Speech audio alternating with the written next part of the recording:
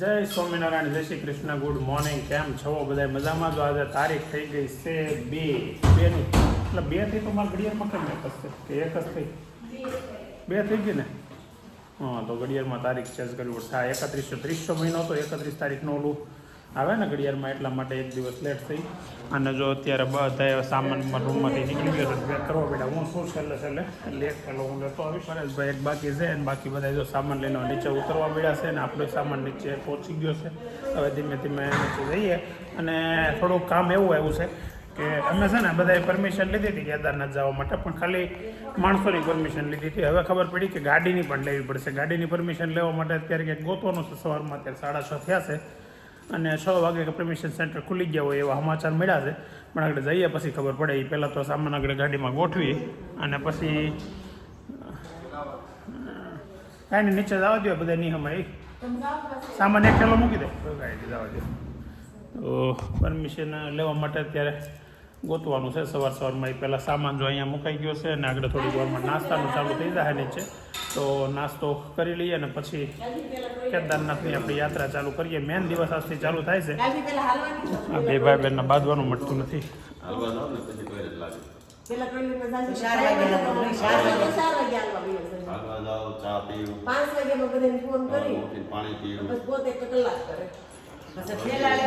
બધા નહોતી વહેલા ઉઠાડે, નહોતી છેલ્લે તૈયાર થયા હોય. નાસ્તો નથી કરવાનો, નાસ્તો કરો ને દહીં પર ટોયલેટ જવું પડે.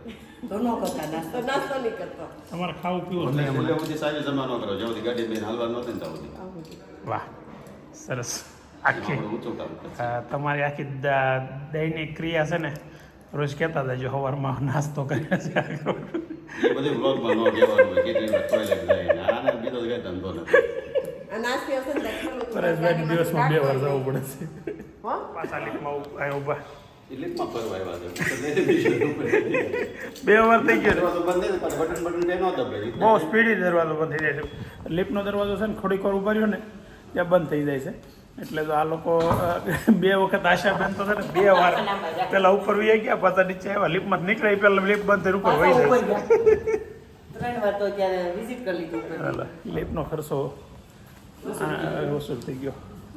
રૂમના પૈસા ભર્યા ને લિફ્ટમાં વસૂલ થયા. બધો સામાન નીચે ઉતરી ગયો છે. એટલા બેગ છે અત્યારે જોઈ લો. 1 2 3 4 5 6 7 8 9 10 બેગ અહીંયા છે ને એની સિવાયનું છે ને ઘણું ખરું તો નીચે છે, પણ ગાડીમાં છે પાછું. અને બીજું ઇસ્યુ કે અમને એમ હતું જીતુ બાપુને મેળા વગર વૈયા જવું સવારમાં, એટલે સાંજે એની પાસે લાટગડી બે લીધા, કેમ કે 6 વાગે નીકળવાનો ટાર્ગેટ હતો ને, એટલે કીધું સવારમાં ક્યાં ઉઠાડવા. પણ એ તો સવારના કેટલા વાગ્યા નીચે આટા મારો? 5:45 વાગ્યા. તમને ખબર 6 વાગે નીકળે એટલે 5:45 નહીં. પણ અમારે અત્યારે 6:45 થઈ ગયા.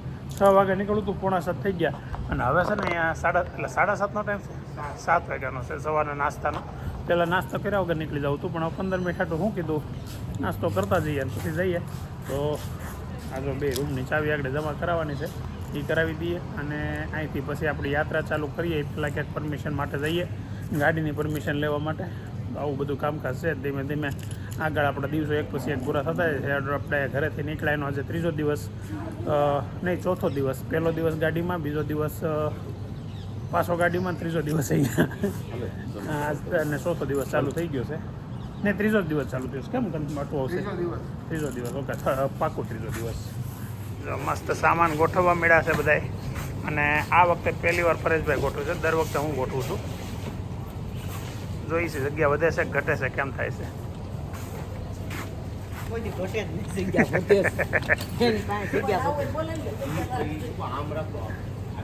એ વાગે ઓલો ટાયર. આ તો એવી એને ખબર ન હોય ને. કે જો મેં સામાન ગોઠવી દીધો, મેં જવામાં તમારે થેલો ન હોય, ઠેલો ઉપાડે જ નહીં. આવવામાં એ કોઈ થેલો. મારે તો મારે પગ દુખે છે તોય હું ઠેલો લઈ જ લઉં. ખબર છે ને, તો આગળ આવ્યાથી 4 ઠેલા મેં આમ ખંભે નાખ્યા હતા. થેન્ક યુ તમારે બાબા. આ બહુ દાંડ છે પરેશભાઈ. એટલા બધા તમે કેમ દાંડ છો? તમે આ ઠેલાનું મારે બેનને કરવું પડે તો અમને ખરેખર આમ શરમ આવી જોઈએ થોડીક. એવું ન કરવું પડવું. તમારે એમ તમારે બેનને કરવું પડે. ના ના, પૂછો ને, પૂછો. કોઈ 3 ઠેલા લીધા હતા. પ્રદક્ષિણા કરે છે ગાડીની. જાનું જો આમ તો જાનું છે ને ખરેખર ગંદી ગાડી છે જ ન ગમે ને. એટલે એ ગાડી તરત આમ કંઈક ભીડ હોય ને તો એ સાફ કરી નાખે ગાડી. જાનું પણ જાનું બધે પોકી ન હોય કે ઉપર એટલે થોડુંક ઉપાધિવાળું રહે છે. ભાઈ નીકળીએ જે ચાલો હવે અમારે જવાનો ટાઈમ થઈ ગયો છે અને અત્યારે હવે ટાઈમ થયો છે 7:30 વાગી ગયા. 8:30 થઈ ગયા તો ઘણું મોડું થઈ ગયું. અમારે 6 વાગે નીકળવું હતું ને 7:30 ઘડિયાળમાં જોવા મિસ્ટેક થઈ ગઈ એટલે મેં કીધું એટલું બધું કેમ ટાઈમ થઈ ગયો. હાલો હીરાતા પ્રમદી તો નહીં થાય 2-3 દિવસ અમારે તો ઓલા પર થઈને આવશું તમે ત્યાં રોકાજો. આપણે ભેગા થવું ને પછી નકર ટીમ્બી તો ભેગા થવું દી તો કન્ફર્મ છે. અને સુરત આવો તો ભેગા થઈ. આવો સુરત ક્યારે આવવું છે હવે? કેમ ઓફિસ છે કઈ કામ હોય તો જ આવવાનું. બીજું સારું હાલો તો તમારે એટલું કંઈક કામ ગોતી રાખી. ત્યાં આપણે એક કામ કર્યું ત્યાં સુરત તબેલો કરો. સુરત તબેલો કરવો આપણે નહીં સુરતને પગે લાગવી ત્યાં નીણ પડો ક્યાં રોજ ગોતવા એ તો બધું મળી જાય પણ મોંઘો મળે.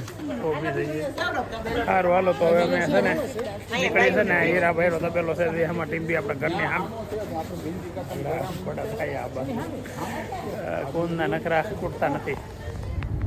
તો 7 ને નીકળવું હતું 6 વાગે પણ તો 7:45 થઈ ગયા. પણ કાંઈ નહીં, નાસ્તો બાસ્તો બધું કમ્પ્લીટ. એ તો એમાં શું થાત કે આપણે રસ્તામાં જો નીકળી ગયા હોત ને તો રસ્તામાં ક્યાંક નાસ્તો કરવા ઉભું રહેવું પડે. એટલે આપણે એ ખરખું છે રેડી કામકાજ. એટલે હવે જો આપણે નીકળ્યા એટલે પેલા જય બોલાવી દઈએ ભગવાનની. 30 દિવસ છે ને. હા, 30 દિવસ છે. ચાલુ છે હવે મેઇન યાત્રા છે. અને બોલો ગણપતિ ગજાનન મહારાજની જય. કૃષ્ણ કનૈયા લાલની જય. કષ્ટભંજન દેવની જય. રામચંદ્ર ભગવાનની જય. ગિરિરાજની જય.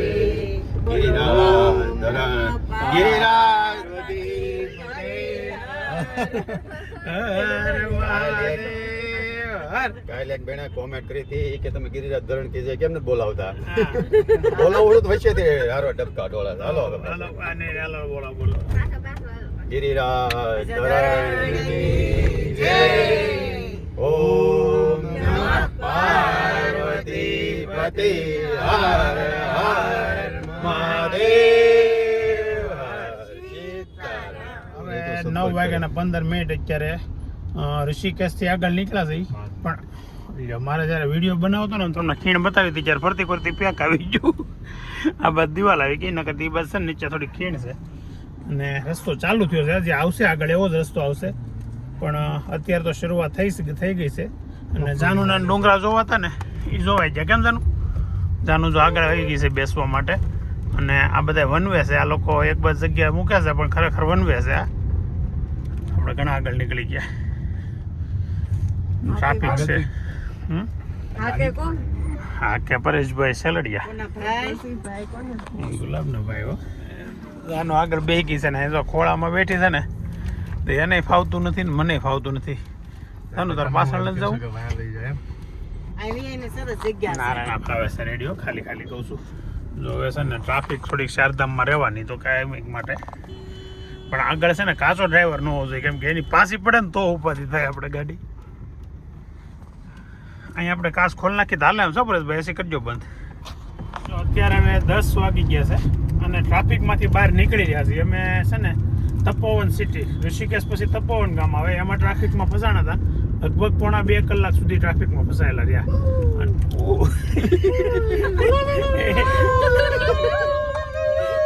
ટ્રાફિકમાંથી નીકળવાની ખુશી જોવા બધાના ચહેરા ઉપર.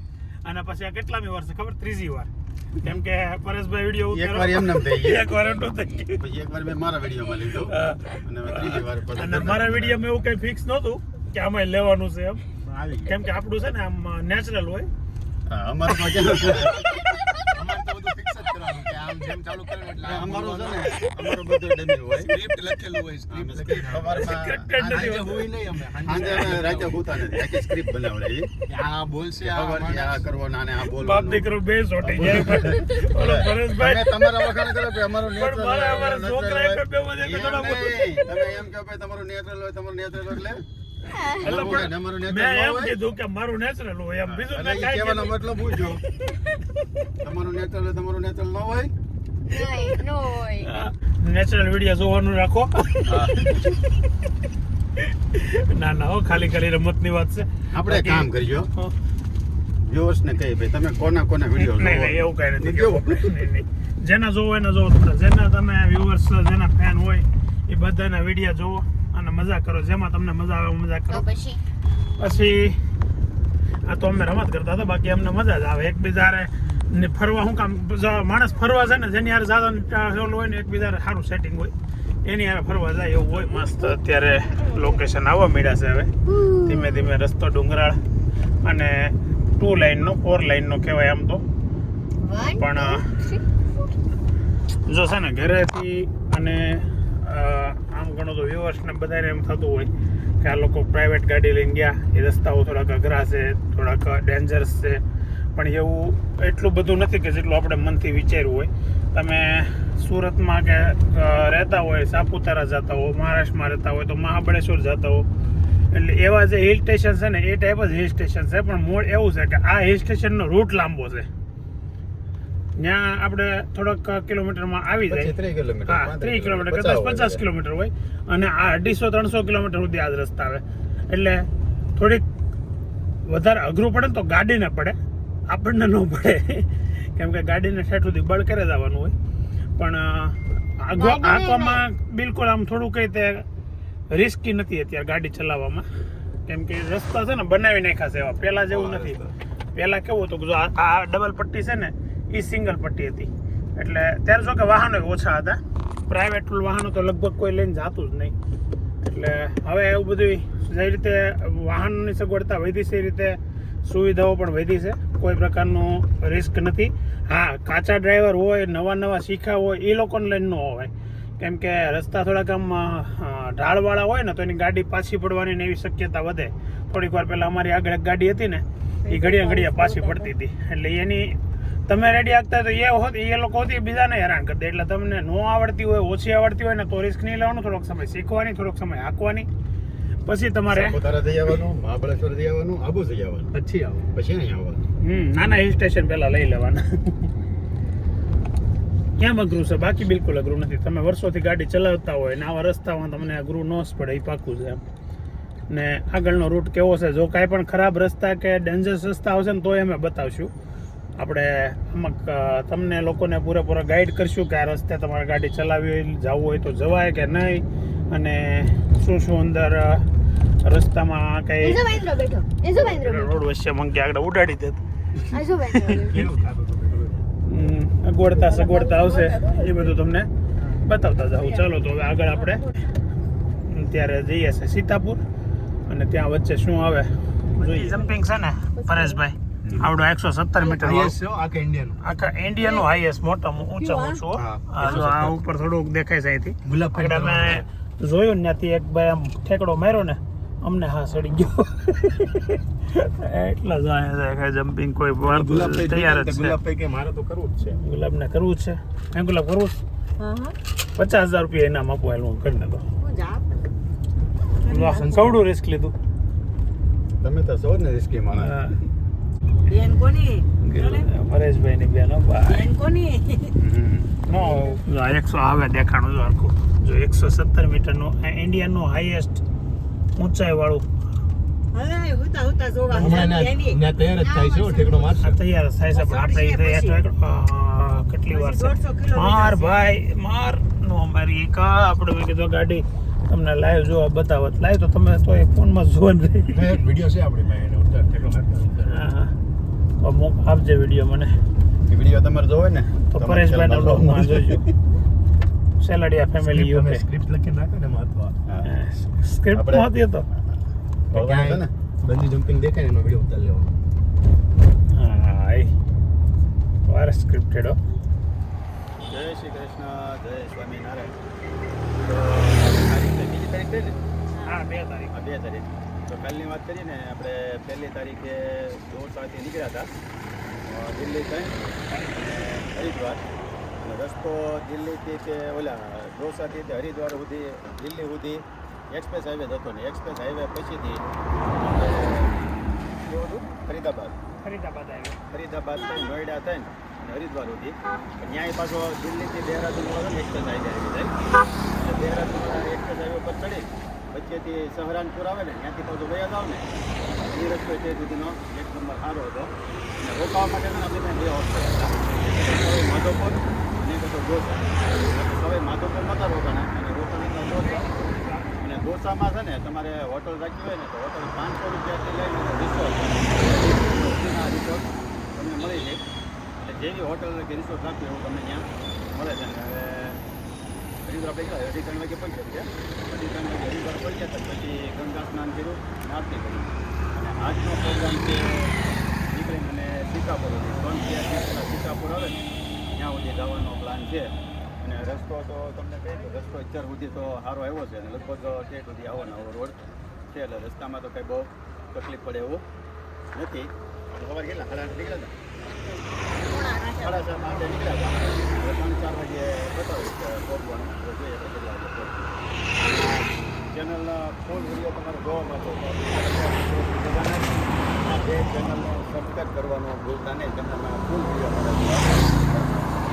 11:30 છે ને અમે આપણે પેલું વચ્ચે ગામ આવ્યું તપોવન એ નીકળીને પછી થોડાક આગળ આવ્યા ને ત્યાં એક જગ્યાએ અહીંયા ખાણીપીણીનું છે તો એ ચા પીવાની ગણતરી થઈ હતી પણ જાનું તેને હારવાર મેગીનું તો મન થઈ જ જાય પછી બીજી માહિતી તમને દેવી હતી કે ભાઈ તમે અહીંયા ચારધામ માટે આવો એટલે ઉત્તરાખંડમાં આપણે પહેલી શરૂઆત હરિદ્વારથી થતી હોય તો હરિદ્વારમાં કેવું છે કે ભાઈ હરિદ્વારમાં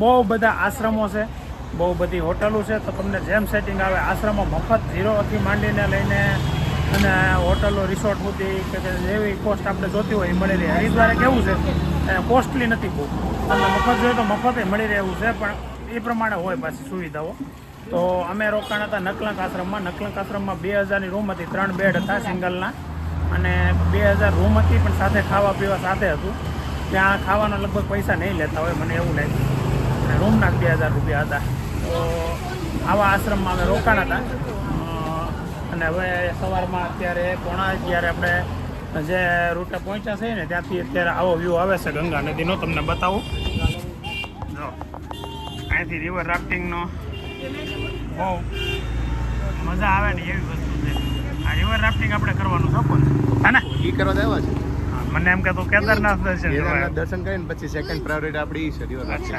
પહેલી પ્રાયોરિટી છે કેદારનાથ દર્શન કરવાના કુંદની છે ને એક એવી વાત છે કે એને 12 જ્યોતિર્લિંગના દર્શન કરવાના છે એમાંથી કેટલી જ્યોતિર્લિંગ કરી નાખી છે 7 કરીને કે 8 થાય કઈ કરી કરી આપણે સોમનાથ નાગેશ્વર બે પછી મહારાષ્ટ્રમાં 3 ભીમાશંકર કૃષ્ણેશ્વર અને ત્રંબકેશ્વર ઓકે પછી ઓમકારેશ્વર અને મલ્લિકાર્જુન 7 થઈ મલ્લિકાર્જુન ને મહાકાલેશ્વર કોણ છે 7 જ્યોતિર્લિંગના દર્શન કરી લીધા છે ને આજે 8મી થાય છે અને માયા છે ને આપણે પહેલી જ્યોતિર્લિંગના મેં દર્શન કર્યા હોય તો કેદારનાથની સોમનાથે અમારે નથી નહીં એની પહેલાં 2007માં ત્યારે હું સોમનાથે નહોતો ગયો પછી બીજી જ્યોતિર્લિંગ સોમનાથ ત્રીજી જ્યોતિર્લિંગ ત્રંબકેશ્વર 5મી જ્યોતિર્લિંગ